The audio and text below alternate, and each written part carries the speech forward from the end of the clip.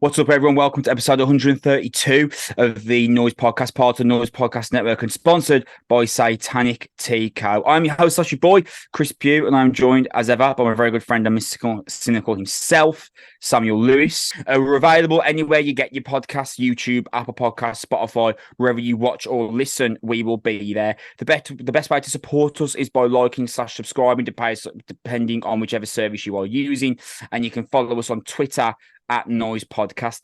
Right, so we'll move on to Holding Absence, the Noble Art of Self-Destruction. It is also out, similar to Spanish Love Songs, August 25th, but this time via Sharp Time Records. It's the Welsh band's third full-length album and the follow-up to 2021's The Greatest Mistake of My Life. I mentioned with Spanish Love Song, Sam, it was difficult for me to be like objective with them because I already love the band so much. So if they just do what they usually do, I'm going to really like it. And I feel similar with Holding Absence, a band that me and you, I think we all the way back to their first album. I think we reviewed their first album on this very podcast, if I remember correctly. I think so too. And there's been like, especially for a British band, I can't think of many British bands that have had as sharp an incline in terms of like quality of songwriting as Holding Absence. Like the self-titled album, we both liked, and eventually I really got into it. Really grew on me. Eventually, that self-titled album did. The Greatest Mistake of My Life, I thought was excellent, and you really liked it.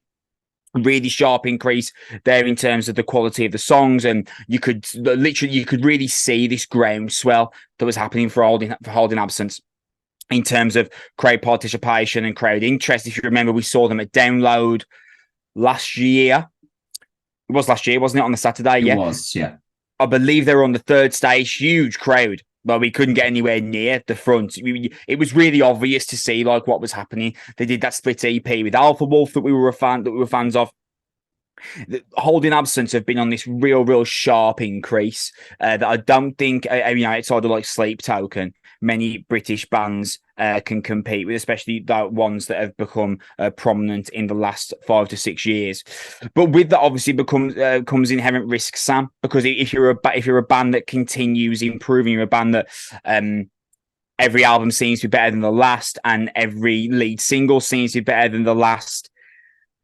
If a record is released that is slightly below expectations, it automatically gets perceived as a banana skin right. Like literally 2 weeks ago, you mentioned it when we were talking about Spanish Love Songs, but like Teenage Wrist, Earth is a Black Hole, amazing album that me and you adore, just massive fans of, big on the sphere of Twitter. That they had like a real sharp following. But the latest album, Still Love, is good. But because it's only good and Earth is a Black Hole was great, it immediately feels like they've halted their own progress. And it immediately feels like there's been like a slight deflation in the balloon of Teenage Wrist. And for Holding Absence, for the sharp increase that they've had in a short space of time, I felt like they were at real risk of that happening. Like I thought that they'd have to be really careful with this album. Because if it wasn't an improvement on The Greatest Mistake of My Life, it would seem like the band have kind of halted in terms of their progress, even though The Greatest Mistake of My Life was a great album. Sam, I think this album is the best of Holding Absence's career so far. I think this is the best of the trio. What are your thoughts? I think this is the album that's going to make them incredibly successful. Yeah, I tweeted that out the other day. I think this is the album for them. I think this is going to really do things, man.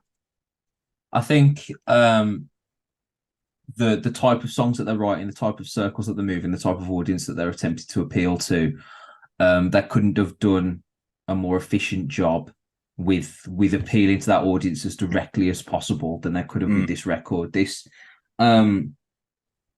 feels like they're walking down the pathway that's been laid out for them by bands such as Funeral for a Friend and Paramore and Don Broco, where the ability to zero in wholly on the real thing that's going to get them they're going to get them up these sort of like British band rankings and sort of fame and notoriety It's creating choruses that suit Lucas's voice and making sure that every possible avenue in the song is geared around extending that and repeating that and going back to that framework and making sure that that is the center of attention holistically. And they did that to a great degree in Greatest Mistake of My Life, but not as much as they've done here. Every song on this, and I mean every single song here on this, is deliberately designed for it to be screamed back at the band at the next available tour. It is deliberately designed to be a iconic album within this genre and a deliberately effective album for the fan base that are just going to lap this up. If you're a pop punk fan, if you are an alternative rock fan, if you like Paramore, if you like Don Brocco and bands in that ilk, this is just the next one off the conveyor belt. This is the next big band off the conveyor belt for this genre, I think. If we were still working in a world where print media had the chokehold on music that it used to do sort of 10 to 20 years ago, I'd be talking about these guys as the cover stars of the next 3 to 5 years within this particular genre. However, I'll say that I think that this is going to be the skyrocketing band that makes them one of the most sought out slots at festivals and headline shows, because I think this is going to be the litmus test for this band's success. And I think this has been this is as an efficient, successful songwriting project in meeting that aim as humanly possible. I think it's going to be really big for them.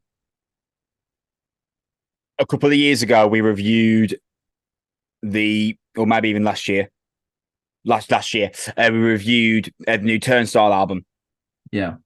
And I said that I thought that by the end of 2023, Turnstile would be playing Brixton. To which we were both like, "Oh, actually, that's quite a claim." But actually, Turnstile next week, actually, a headline in Manchester at Victoria Warehouse, which is a larger venue than Brixton.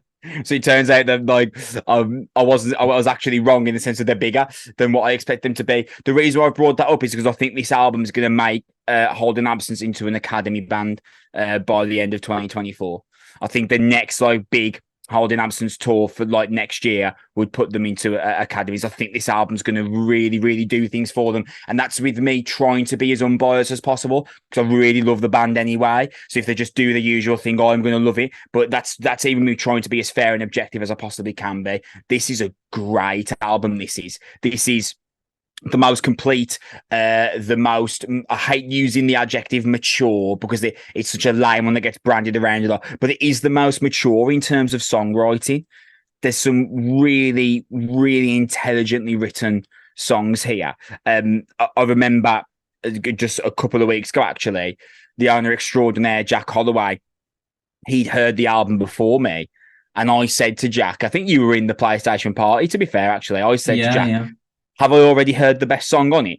Because False Dawn is a single, and I am obsessed with that song. I think False Dawn's incredible. I was like, have I already heard the best song? He said, you haven't heard the best song because there's a couple on here that are really something. And that's what immediately made me feel like this could be the big step up for Holding Absence, because as much as I like Greatest Mistake of My Life, as much as I like the self-titled, it's been obvious and understandable that on those albums, the majority of weight has been put into the singles, really. And that makes sense, right? Because the singles are what generally sells the album. I get it. But honestly, in this case, Sam, with the exception of, let's have a thing, with the exception of Her Wings, I think every song on this album could have been a single, with the exception of Her Wings. And that's quite a statement to make. I know how bold that sounds, but I genuinely believe that. I think this album is really excellent. Yeah, I think I agree. I agree with you that every song could be a single. That's a deliberate designation. There's no filler on this at all in terms of what they're trying to achieve. Every song is. There's no introspective slow acoustic number that's just sort of flitted in. There's no piano based song at the conclusion of the album. Every song is designed to be able to be fitted for radio airplay. Every song has been able to be fitted for mass consumption, and that this album is probably gonna kick the doors down for them to be able to do that. I haven't heard a album that so successfully quantifies what I would consider to be alternative pop music as well as this since really peak You Me at Six and Paramore. Yeah. What there's a songwriting trope that they utilize often on this record, and I mentioned it a little bit with Spanish love songs, but they do this so often and so well. So what they're really really good at, right, is they find different ways to over and over again repackage the chorus in ways where it doesn't feel repetitive. And they open with they have an 8 bar chorus of which the first 4 bars the drum beat will be one thing, and then the second half of it the drum beat and the chords will change to a staccato style, but the chorus continues. So what you end up getting is you get 2 choruses for the price of one, really. And the chorus is able to continue lyrically and melodically, which allows the audience to constantly stay with that. But because the music in the backdrop every 4 bars shifts, or they stop and a line continues, they utilize enjambment really, really well in terms of the way that the lyrics carry on at various pauses, and then it comes back into the chorus. Everything is deliberately designed to keep Lucas singing choruses as often as humanly possible. Every part of this album is designed to be a sing-along chorus in a live setting. Every song is designed to have a hook that is easily memorable and easily repeatable.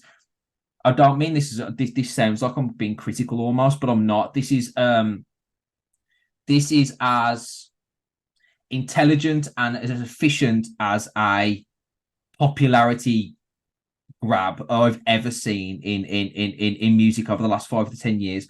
I think the band have sat together and designed the type of songs that they know work. It's almost like the first 2 albums they were fixing the bugs, and they've settled on the type of song that the band are able to perform well, that is going to immediately win their kind of audience over repeatedly. You could put any single one of these songs in a live show and it would be absolutely fine in the midst of all the other songs that they're trying to do. And I think this is incredibly big moment for them, that they're going to take the step into being like a legitimately big band. I think we're going to be talking about Holding Absence in a real way over the next 2 years. And I actually think Academy Band by the end of 2024, it wouldn't surprise me if there's an Alexandra Palace show in 2025 alongside a secondary album. I could see that. I could see that on the horizon, because the mix of the percussive backdrops like situationally changing, but the chorus is able to maintain, and the way that they, like You Me at Six have used to do, where the chorus continues, but it's different. It's almost like a second chorus. There's like a chorus A and then a chorus B, and the original refrain isn't repeated. It continues into another one that is tangentially similar. So what I'd sort of talk about this, like if you listen to A Crooked Melody is a perfect example of this. Opens with a simple, relatively elegant electronic melody that isn't difficult to sort of sing along to. It's immediately hooked, it's immediately compelling. And what they figure out is the big chords of the opening, they play those as staccato stabs in the second half of the chorus while the chorus continues, and it feels like you get an additional section of the key message that's never taken away from you too quickly.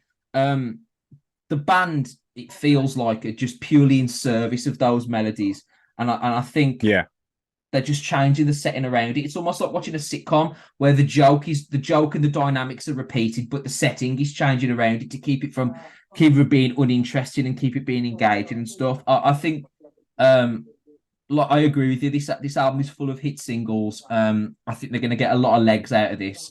I think of the type of people and the type of music fans that like Holding Absence already, and I think about handing them this record. I think this is going to do a lot of good for them.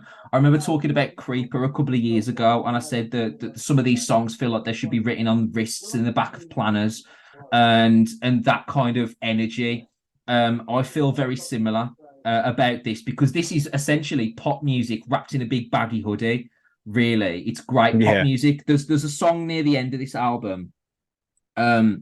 After where is it?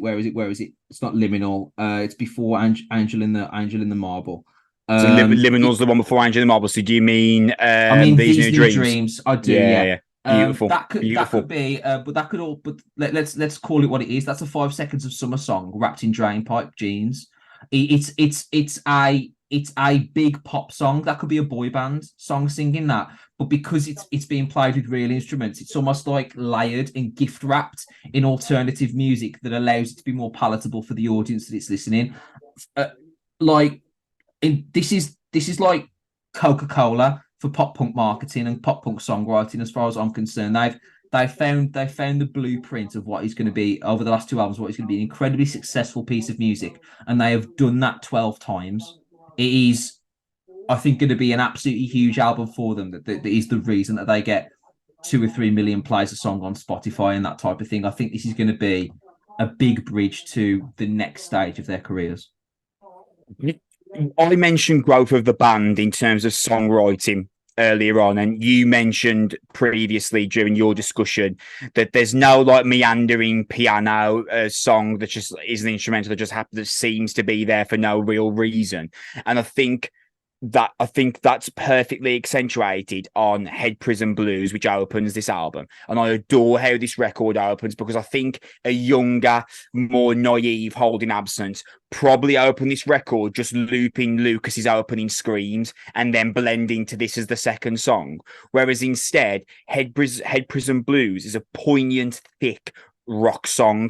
Ashley Green, the drummer, does, in my opinion, his best drumming on that song. His kind of fleeting tom work surrounds Lucas's flexible vocals superbly. Head Prison Blues, there's a couple of songs on this album, Head Prison Blues being one of them, Death Nonetheless, Liminal, and The Angel and the Marble being songs where, and I know that I say this in the knowledge of actually Deep Cuts by Yumi, Truth Decay, sorry, by Yumi at Six, the last album. It's actually the best one in years. But if those songs that I've just mentioned from this album were Yumi at Six songs, we'd be like, wow, Yumi at Six are right back at their best, aren't they? Because when I was in my absolute peak fandom of Yumi at Six, and I was like 17, 18, 19, I can imagine myself obsessing over Holding Absence when I was in my late teens to early 20s. And I think that links quite closely into what you were saying about how, like, they've almost, I think perfected would be too strong a reach, but they have absolutely secured a blueprint of hitting the zeitgeist that they're trying to hit on this album, wouldn't you say?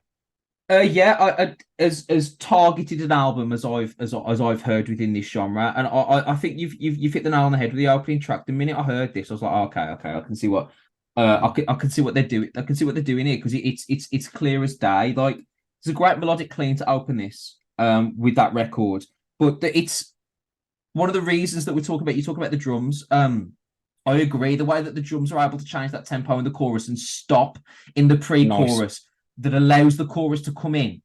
They do that so often, and just by pausing for a second makes the chorus so much more impactful when it happens.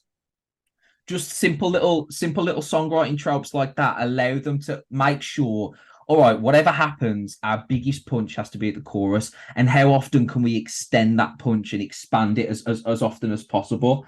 It's a sharp and intelligent song at the opening. There's no fat on the song. There's no fat on this album.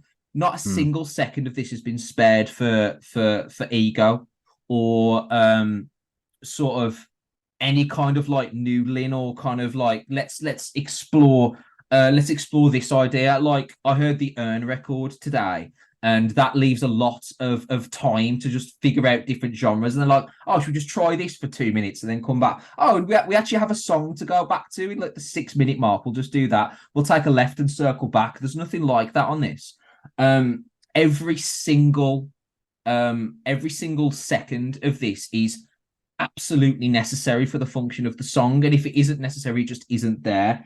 To move forward over the rest of it, we're sort of like overtly repeating myself and everything. The power of the songs, here, how punchy and how sort of crowd pleasing that they are intended to be. The choruses are absolutely monstrous. I just I can see this dominating radio airplay. I can see this dominating Spotify when it gets released. Like you talk about Full Storm, it's a terrific song, but like you listen to a song called like Scissors, they're Yeah. like, okay, we'll do the we'll do a halftime chorus on this one, and what they do is a classic sing along, but they mix it with percussive, live friendly, punchy sounds, and they're like, okay, this, but they're able to take that away to allow Lucas to come to the fore at all times. They ensure constantly that his voice, which is effortless, really, the way that he's able to straddle between vulnerable and smooth and then powerful choruses and radio friendly festival like songs. And the way he's able to flick to that is the band's greatest strength, and they have just poured all their chips in behind that. I would be legitimately astonished if this album didn't make them incredibly successful. For this genre, this feels like a turning point for them. And I could say the same thing about every song on this record, really, aside from Angel in the Marble, which the intro makes you think that it's like an 80s pop band. Oh, and by the way, the chorus of Angels in the Marble, No, do me a favor, listen no. to Strangers by Bring Me the Horizon after you Yeah. listen to it. And it has been, you can kind of hear a great similarity between that. But rather than sort of picking apart sort of mimicry music, which is just a fool's errand, the fact that they're taking songwriting tips from bands like Bring Me the Horizon show their ambitions and show what they're looking forward towards. And I think this album is going to get them there. Just a couple of the things from me. I mean, False Dawn's a single, so I don't really want to talk about it in detail, but Lord, I could. God, that False Dawn's amazing, man. I reckon False Dawn's going to end up being my most played song on Spotify this year. I've absolutely blasted that song into oblivion since it came out. I think that the growth of the band is incredibly evident on a lot of songs, but there's two in particular that I think really, really accentuate the growth of Holding Absence in the last 2 years since the greatest mistake of my life. One of them is Death Nonetheless, and the other one is The Angel in the Marble. Death Nonetheless it's got this overwhelmingly vibrant chorus that just burns with character. I think that's that's probably the most accurate description I could give this album. Like, it really burns with character, and it's got these Lucas's huge vocal cries. I mean, Lucas is the star of Holding Absence, isn't he? And I don't say that in any disrespect to any of the members, but I'm assuming they know it themselves. Lucas is the needle mover, really, for Holding Absence. The only part of the album that I wasn't like massively in on was the gang vocals that close out Death Nonetheless. I feel like Death Nonetheless is 4 minutes of this is the evidence of how great Holding Absence have become as songwriters, and then that last 30 seconds just doesn't hit for me personally. Again, when I was 20, possibly so, but my kind of taste and desires have kind of moved right, kind of on a left turn from there, really. But having said that, you can just envisage the Holding Absence target audience massively eating up that gang vocal chorus of Death Nonetheless up live.